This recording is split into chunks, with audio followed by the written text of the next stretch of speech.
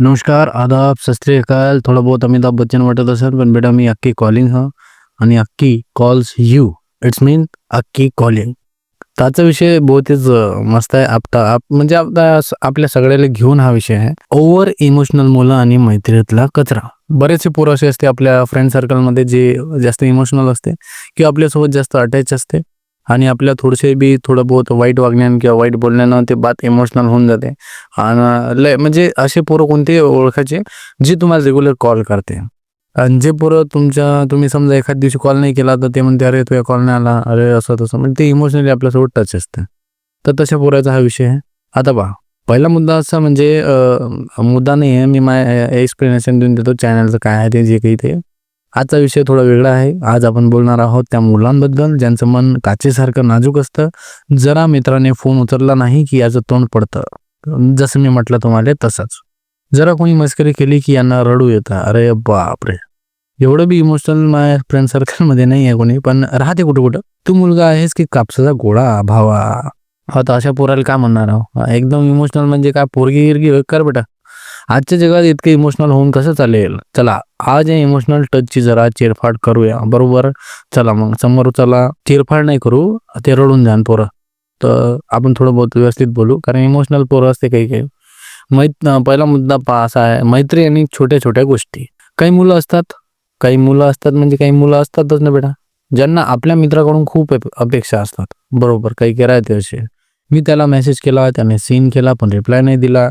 काही पोरं एवढे म्हणजे इमोशनल फुल म्हणू शकतो आपण. असे असते बेटा का आपण समजा आपल्याला जसे का आपली गर्लफ्रेंड समजते काय का मेसेज करा ना, आपण सीन नाही केला तर ते कोण, अरे तू सीन नाही केला, मेसेज केला नाही यार मी, अरे तुम्ही रिप्लाय नाही दिला यार, तुम्ही सीनच केला यार, असे विचार करून आता माझं कसं होईल असे पोरं आहे. पण एक सांगा, इथं काय दिलं, अरे वेड्या तो कामात असेल किंवा कदाचित त्याला बोलायची इच्छा नसेल, या तुझं जग संपतं का? आता हे एक बरोबर आहे. समोरचा पोरगा जो आहे तो कामात बी असू शकते किंवा होऊ शकते का त्याला नाही बोलायचं आहे सध्या, म्हणजे तो काही वेगळ्या डिस्कशनमध्ये असेल आणि असे बी तू त्याला इमोशनली टच याच्यासाठीच आहे कारण तो तुला इमोशनली टच नाही आहे. तू त्याला टाईम याच्यासाठी मागत आहे कारण तो तुला टाईम देत नाही आहे. तर जाहीरशी गोष्ट आहे, ज्या गोष्टी तुला पाहिजे त्या गोष्टी त्याच्याकडून भेटणार नाहीच. तर म्हणून तू त्याच्या मागं धावत आहे. जसं एखाद्या आपण पोरी मागं धावतो का, ती पोरगी आपल्याला सगळा टाईम देत नाही तर ते आपण टाईम मागासाठी तिच्या मागं धावतो. तर असे काही इमोशनल पोरं आहे जे पोरी कधी पटत नाही, पण पोरं पटवून टाकते भोळसुडीचे आणि पोराला त्रास देत आहे. ते तुम्ही माझ्या मेसेजचा रिप्लाय नाही दिला, पण माझ्या मेसेज सीन नाही केला, तुम्ही माझ्या कॉल नाही उचलला, तुम्ही मला कॉल रिटर्न नाही केला. शाबास बेटा, तुम्ही फक्त आम्हालाच पटवा. काय आमची काय ते मारसान गिरसान नाही ना बेटा. असे पोरं इमोशनल बहुत हे राहते. जरा याच्याशी 2 हात दूर मजा करत आहोत. मित्रांनी ग्रुपमध्ये तुझी थोडी मस्करी केली की तू ग्रुप सोडून बाहेर पडतोस, बरोबर? असे पोरं बहुत नाजूक राहते आणि रिटर्न कोणाला उत्तर द्यायला थोडंसं प्रॉब्लेम जाते. म्हणजे इकडं बोलू शकत नाही हे पोरं आणि आपण त्याची अपेक्षा राहते आपल्याकडून आपण त्याच्यासोबत चांगलंच बोलावं. बाबू बेटा खरंच त्याच्यासोबत बोला असं त्याचं म्हणणार आहे. ते याला मैत्री नाही, याला बालिशपणा म्हणतात. मैत्रीत शिवाय आणि मस्करी हे प्रसाद असतात, बरोबर? मैत्री जर असेल तर तिथं शिवाय देणं मारणं हे एक नॉर्मल गोष्ट आहे. आणि ते नसली ना तर ती मैत्री काही कामाची नाही. ते पचवायची ताकद पाहिजे. हे इमोशनल पोरं थोडेसे याच्यात कमजोर पडून जाते. तू जर प्रत्येक गोष्टीला मनाला लावून घेशील तेव्हा तुझे मित्र तुला सोडून जातील, कारण कुणालाही रडत सोबत राहायला आवडत नाही. तर बरोबर आहे, असे एकदम इमोशनल तुम्ही राहसान. काही पोरं असे राहते, आता तुम्ही बी असू शकता. तेवढे इमोशनल तुम्ही राहसान तर मला सांगा तुमच्यासोबत कोणी राहणं पसंत करेल का? आता तुम्हाला कोणी एखादी मजा केली तुमच्यासोबत, अरे हे पण लाट्या, तर पोरगा आहे का पोरगी आहे राजा? तर असं राहू नका ना. असं म्हणजे एकदम पोराबारा मर्दानगी ठेवा ना थोडी बहुत. काय का त्या बाईवानी पोरीमध्ये राहायला होता का लहानपणी? पोरीसोबत फुगड्या घेऊन का घरबांडोली खेळला होता काय? तर असे काही पोरं आहेत. तर तुम्ही जर स्वतः असाल इमोशनल कोणाशी टच, तर इमोशनली टच राहू नका, कारण इमोशनली टच राहणंच फक्त एक दुःखाचं कारण आहे. त्याच्या व्यतिरिक्त तुम्हाला तिथं काहीच नाही भेटत. दुसरा पॉईंट, इमोशनल असण्याचे तोटे. ते इमोशनल असण्याचे तोटे मी तुम्हाला थोडक्यात सांगितले, पण त्याला सांगतो अजून पुढं. भावा, जेव्हा तू खूप इमोशनल होतोस ना तेव्हा लोक तुझा वापर करायला लागतात, बरोबर? ह्याच्यात काही चुकत नाही. तुला दुःख होईल म्हणून लोक तुझ्याशी खोटं बोलायला लागतात. बरोबर, तुझी किंमत कमी होते. लोक म्हणतात अरे त्याला काही बोलू नको, तो लगेच दुखावेल. बरोबर, धमकी म्हणल्या जाते अशा पोरायला. ही तुझी इज्जत नाही, ही तुझ्यावर केलेली दया आहे. आणि लक्षात ठेव, दयेवर जगणारी माणसं कधीच लीडर बनवू शकत नाही. बरोबर, हा मुद्दा लय पटला मला. जी पोरं अशी इमोशनली टच असते त्याचा अर्थ असते का ते कोणावर तरी डिपेंडेंट आहे. सेल्फ कॉन्फिडन्स त्याच्यातला मेलेला असते. सेल्फ कॉन्फिडन्स त्या पोरामध्ये नसते. आणि डिपेंडेंट यासाठी कारण त्याला कोणाचा ना कोणाचा आधार पाहिजे नेहमी. त्याला एक इमोशनली असा बंदा पाहिजे ज्याला ते सगळ्या गोष्टी सांगू शकते. आणि ते कमजोर बॉडी असल्यासारखे असते. मग असं यायला माहिती आहे का, ज्याच्यावर ते डिपेंडेंट आहे ना, तोही बी नाही का हात नाही धरत त्याचा. आणि कुठं ज्याला जिथं मदतीची गरज असते तिथं तो मदत करत नाही. कारण आजकालचा रूल आहे असा का कोणीही कमजोराचा हात पकडायसाठी तयार नाही आहे. आता मी जरी एवढं ज्ञान देतो, पण मी बी एखादा मित्र जर पाहिन तर असा पाहिन जे माझ्यापेक्षा बेस्ट आहे. जर मला उद्या त्याचं काही काम पडलं तर त्यानं केलं पाहिजे, असा तो सक्षम असला पाहिजे. आणि मी असा कमजोर व्यक्ती माझ्यासोबत ठेवू का, अरे ज्याच्या मदतीने मलाच धावं लागत बार बार, तर तो माझ्या कोणत्या कामीचा. त्याच्याकडून तर मी अशी अपेक्षा नाही करू शकत का माझ्या कुठं भांडणं झाले तर मी त्याला कॉल करून अरे यार असं झालं तेव्हा अरे माझा पाय दुखत आहे यार, असा म्हणणारा पोरगा मी ठेवू का. तर नाही, तर ह्या गोष्टी तुम्ही समजून घ्या. जर तुम्ही असे स्वतः अससान तर, आणि नससान तर ह्या व्हिडिओ एखाद्या अशा पोराला शेअर करा जो तुमच्यावर डिपेंडेंट आहे. तो सुधारला पाहिजे काहीतरी. याचं तुम्ही टोमणा नाही मारत आहे त्याला, पण तो सुधारला पाहिजे यासाठी तुम्ही त्याला व्हिडिओ शेअर करा. आणि दुसरी गोष्ट म्हणजे या इमोशनल स्वभावामुळे तुझं करिअर आणि ध्येय मागे पडतं.